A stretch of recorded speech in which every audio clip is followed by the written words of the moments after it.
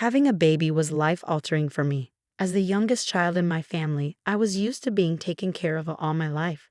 But when I had my son, I knew everything would change. However, I couldn't have anticipated just how rocky the start of my motherhood journey would be. Hi, I'm Gwen, and at the age of 26, I had my first child. My son Heath was everything to me and my husband Hugh. From the moment I heard him cry in the hospital, I knew I was going to dedicate my entire life to him. After all, that's what parents do, right? Well, it doesn't go that way for every parent. This is where Hugh's mom, Trish, comes in. Trish, who had recently gotten divorced for the second time, came to stay with us. She wasn't in the best mental shape and had nowhere else to go. She had Hugh when she was very young, and the divorce had left him with a lot of emotional baggage. When I married Hugh, I learned that Trish had just had another child, which was surprising given her age. She and her ex-husband thought they could save their marriage by having a child, but it fell apart anyway, and she lost custody. When we brought Heath home from the hospital, Trish was over the moon. She would hang around his cradle for hours, just staring at him in awe. While I was somewhat glad she was around, I could sense that she missed the daughter she wouldn't see grow up. One day, as we were settling in, Trish asked, "So, what are you going to name him?" "I bet he looks like a Raymond or a Carlo." "Those are pretty names, but we've already decided on his name," I said with a giggle. "His name is Heath." "Heath, I love it. Little Heathy, can I hold him?" Trish eagerly asked. I gently placed Heath in her arms. She had handled more babies than I had, so I trusted her. Hugh and I smiled as she played with him. But soon, Heath started crying. "Here, let me have him. He's hungry," I said. "Oh, nonsense. He's not hungry. He just wants attention," Trish insisted, trying to play with him as he cried. I looked at Hugh, confused. "Mom, I think he's too young for that." "Let Gwen take care of him," Hugh said, trying to intervene. "He doesn't have to be hungry." "I've got this handled," Trish replied, refusing to hand him over. "Please, Trish, let me have the baby." "Hugh will get you some water," I said, trying to remain calm. "He's not hungry. His tummy is full. I can hear it," she said, shaking Heath gently. At that point, I lost my nerve. Heath started crying even louder, and I managed to snatch him away from her. Trish reacted oddly, trying to hold on to him, but I held firm. She made faces but kept to herself afterward. This was just the beginning of her odd behavior. She would always try to play with Heath, even when he was sleeping, which was incredibly frustrating. It would take me hours to get him to sleep, and she would wake him up the moment I looked away. She took no responsibility and ignored his crying, insisting that all babies ever wanted was attention. Food and sleep, according to her, came second. "Sometimes it's 2 hours before they get hungry," she argued. "Trish, Heath is only a few weeks old. He needs to be fed and sleep regularly," I tried to explain. "Oh, you new mothers think you know everything. No wonder kids these days are so spoiled," she retorted. Her silly arguments and refusal to attend to Heath properly made me feel like she was using him as a plaything, only keeping him around when he was fun. I decided to talk to Hugh about this, but he wasn't happy with the way I was talking about his mom. He wasn't around much when she played with Heath since he was usually at work while I was on unpaid maternity leave. "I wish I could have had paid leave, but my employers weren't very kind," I lamented. "I've already used up my 12 weeks of paid leave, and now I'm exceeding them. Hugh, can you please try to get along with my mom? She's been through a lot and probably just wants to bond with Heath." "I do get along with her, but she acts weird around our kid. Do you know, last night I woke up to Heath crying, and she was just standing over his cradle, staring at him. I almost had a heart attack," I confided. "She said she wanted to play with him but knew I wouldn't be okay with it, so she was just standing there looking. It was scary," I added. The situation was becoming increasingly difficult, and I knew something had to change for the sake of my son's well-being. "I know she can be a bit strange, but that doesn't mean she's going to hurt Heath. Just be a little nice and persuasive, and she'll melt away. She's easy like that, soft-hearted like you." "I really don't know about this," I said, my anxiety mounting. Heath was too young for a nanny, and taking him to work wasn't an option. I was a barista at a local cafe and couldn't afford to be away for long. Just having Hugh's income was barely enough to make ends meet. The future worried me. Originally, I liked the idea of leaving Heath with Trish while I was away, but now I realize how bad of an idea that could be. One day, while trying to get Heath to sleep, I heard loud noises from my room. Trish, who had been napping in there because we only had one bedroom, was stomping around, looking distressed. When she noticed me peeking, she swung the door open. "You think I should talk to my lawyer again?" she asked abruptly. "Talk to your lawyer? For what?" "For my baby, like the one you have. I think I can get her back if I try really hard. Maybe I could file a lawsuit against Tommy and prove he's not reliable for her to grow up with." Tommy was her ex who had custody of their child. I felt sorry for Trish. She was clearly in a terrible mental state, but I had to warn her about the potential consequences of her actions. "Trish, that's a reach. Even if you manage to prove Tony incapable of raising her, you won't get custody because that would mean both parents are considered unfit. She'd end up in the foster system until she turns 18. But then you can adopt her as soon as she goes up for adoption. You can bring her to me and everyone will be happy. You keep yours and I get mine." "Trish, no offense, but you sound like you're losing your mind. You need to relax and let go of this whole baby thing. You need help. Are you calling me crazy? Me, the mother of your husband? Do you know what I've done to raise him, the sacrifices I've made? And now you're taking this baby away from me. He's my baby too. Since when are we talking about Heath? If you want your child back, the only way is to be real and legal. Maybe you should get some help and then prove you're capable of joint custody. Don't lecture me. You're just a barista who caught my son's eye. You won't make a good mom, not like me. What's with you? We let you stay in our home because you had nowhere to go. And this is how you talk to me. I'm sorry life hasn't been great, but lashing out at me won't help." Shut up, I'm leaving," she screamed, coming so close I feared she might hurt me or Heath. But she didn't. The custody decision had clearly affected her deeply, warping her thoughts. When I told Hugh what happened, he got mad at me for letting Trish out on her own when she wasn't thinking straight. He didn't believe me when I told him she'd been obsessing over the baby situation. Later, she came back home, saying she'd been sitting on a park bench all day, though it had only been a few hours. She apologized and receded into the room to nap. She asked to help put Heath to sleep, but I was cautious. I wouldn't let my baby in her hands without supervision. Things didn't get easier. After this, there came a time when I knew I needed to get rid of Trish for good. Things really took a turn one day when we were caring for a sleeping Heath. "How much do you need to spend to care for a baby these days?" Trish asked. "Oh well, the diapers, other care accessories, and the cradle all cost a bit. Around $100 for the first month, give or take, if you're lucky. Baby-proofing the house after they start walking or crawling can also add up or require some creative solutions." "Why?" I asked. "Do you have something on your mind?" "Oh, nothing. It didn't used to be so expensive back in the day when I had Huey. Still, I wouldn't hesitate to have a baby. They're complete angels until they start crying. But yes, I'd give anything for little Heath." "So would I, Gwen. So would I. I'd be willing to give up anything for our baby."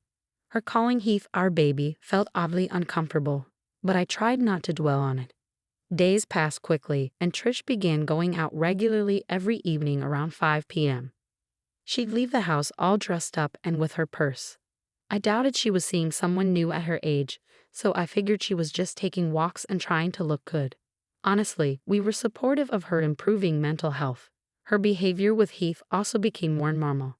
She no longer acted weirdly, would give me the baby whenever he cried, and even helped make his food and buy diapers occasionally. I was relieved she was finally feeling better and more like herself. I was even considering leaving Heath with her when I went back to work, which was going to be soon. But then one day, I heard her playing with Heath in the living room. I'd been taking care of him all day and was exhausted. I tried drifting off to sleep, but Heath's cries woke me up. As soon as I got to my feet, he became quiet. Then I heard Trish. "That's a good boy. That's a good baby. You're mine, okay? You're my baby, and Mom is going to take real good care of you. We're going to go flying away to a nice place where you'll have nice toys to play with. Don't you want that?" I wondered how much of what she said was true and how much was just play. When I fully woke up, I realized his cradle had been moved from my room. The cradle wasn't very heavy, but the thought of her moving it without waking me was unsettling. When I moved into the living room, my heart skipped a beat. The cradle had been modified, and she'd hung massive Christmas balls on top of it to distract the baby. They looked pretty, but they were made of glass and could have fallen on his face at any time. I quickly rushed over and picked him up quietly. "What are you doing?" "He's enjoying it," Trish said. "Trish, where did you get these Christmas balls?" "I found them in your storeroom. I thought he'd enjoy them." "Trish, those are really heavy. Not for us, but for the baby they are. How did you tie them up there? They look like they could fall at any moment." Hey, what's with all this constant accusing? I got the baby to be quiet, and you're still not happy with me. I appreciate that you got him to be quiet, I really do. I'm happy that you're getting along with him, but these balls are dangerous.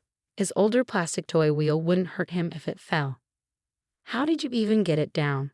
I thought it was attached to the cradle. Oh, I ripped it off. It didn't take much. This is so much prettier. I don't see the problem at all. I understand, but please, let's take it off, okay? It could hurt him. Don't put the old one back on. It looks too weak to hold anything. Trish made a face and pulled the Christmas balls away. As soon as she touched them, 2 of them fell straight into the cradle, leaving impressions on the bedding. That's where my child could have been. Her intentions were good, but her methods were dangerous. She left us in the living room and retreated to my room to sleep. Afterward, she became a bit detached from me. Every morning, she'd go out and not come back for hours. Every time I asked where she was going, she'd reply, "Just the post office. I'll be back soon." The central post office was far from our place, but not so far that it would take the whole day. She continued whispering strange things in Heath's ears whenever she had the chance and smiled at me weirdly when I was around. Feeling increasingly uncomfortable, I opened up to Hugh again. "I told you, she's trying to get better. Why aren't you being supportive?" Hugh said. She still acts oddly around him, telling him he's her baby and repeating her own name so he would say it first. "You already know about the Christmas balls. I'm concerned." "No, you're overthinking this. She's taking care of our baby. Yes, the Christmas balls were a slip-up, but you handled it, and she won't do it again. Okay? You need to help her get to the post office for whatever reason she's going. I've asked.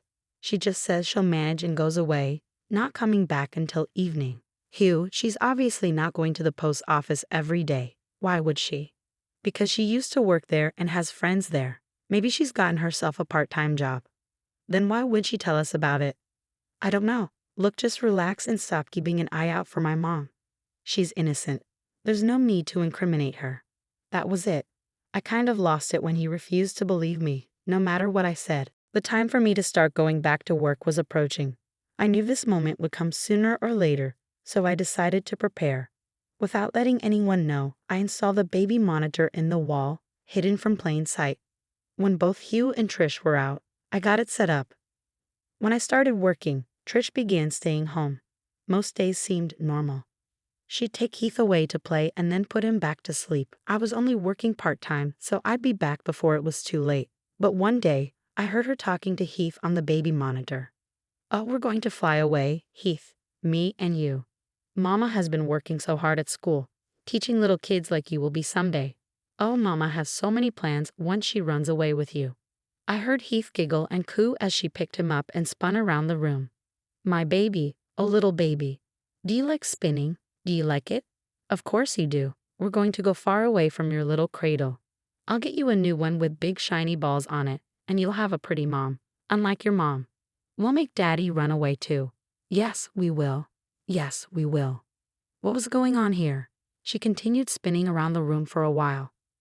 When she finally sat down, Heath started crying. Within moments, she put him aside on the edge of the bed and held her own head in her hands, as if she had just gotten vertigo from playing with him. My soul almost leaped out of my body when I thought Heath was about to fall off the edge, but she picked him up just in time and put him back in the cradle.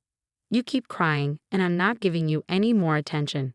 In my house, you'll earn discipline from the get-go. Children these days, I swear to God," she said and slammed the door. I was starting to get really concerned. I had recorded the whole footage and considered sending it to Hugh, but I had to make sure I wasn't being delusional. That day, I went home early, worrying about Heath. Trish opened the door for me, looking all worn out and tired. She yawned and without saying a word, went back to sleep in her bed in the living room. I rushed into my room and quickly fed Heath. He cried for a bit but then fell asleep again. He wasn't quite taking to the bottle yet. Once things were quiet, I locked the room from the inside and began searching. Trish always kept a big red purse with her whenever she went out. I had to find it. After rifling through my room for almost an hour, I found nothing. Where could she possibly keep it? Curious, I went outside and saw it hanging from the coat rack. I grabbed it, making as little noise as possible, and lo and behold, she had been speaking the truth. She had a teacher's ID card for a school and a plane ticket in there. The ticket was scheduled for the day after tomorrow. I was blown away. This woman had been conspiring to run away with my child. I kept both items to myself and sent the video to Hugh, asking him to come home as soon as possible. This can't be real. Oh, for God's sake. Still think I'm overreacting? I asked. Hugh held the ticket and the ID card in his hand after watching the footage. He was completely speechless, but now everything had become clear. Trish had worked for months to save up enough money to make these arrangements. She clearly needed a lot of help. Hugh didn't have a word to say in his defense, but he said, "We'll need to call my father." Jonah picked up the call quickly. When Hugh filled him in, the conversation was quite saddening. But one thing was for certain. We had to get rid of Trish. She did not belong in our house. You think you should leave her in a retirement home? Jonah suggested. That's what I do. I don't know. I think she needs to be put in psychiatric care first, Hugh replied. So the bottom line is you want her out of the house for good? Yes, please. Okay, well, I'll come over to talk to her in person. Let's get started. Jonah had been around when Heath was born. He and Trish would butt heads over the smallest things, so it was a bit uncomfortable, but he showed up anyway. Hugh and Jonah talked to Trish, and there was a lot of crying and yelling. He's my baby. No, he's my son, Trish. You need to get out of here before we have to forcefully remove you. Oh, I'll see how you remove me. I had lost my patience by then. Trish had done so much to anger me that I wanted her out of our lives for good. You will never set foot in this house again. Just go away. Keep your hands off my son. Enough. The two of you. Mom, please don't make this complicated. Come with us, Hugh pleaded. The fighting continued for a while. Finally, we decided to place her in a retirement home for good. The people at the nursing home said they'd give her some psychological help as well. I didn't care anymore. I tore up the plane tickets in front of her and called the school she worked at to let them know not to have her close to any kids ever again. I may have overdone some things in my anger, but it was all necessary.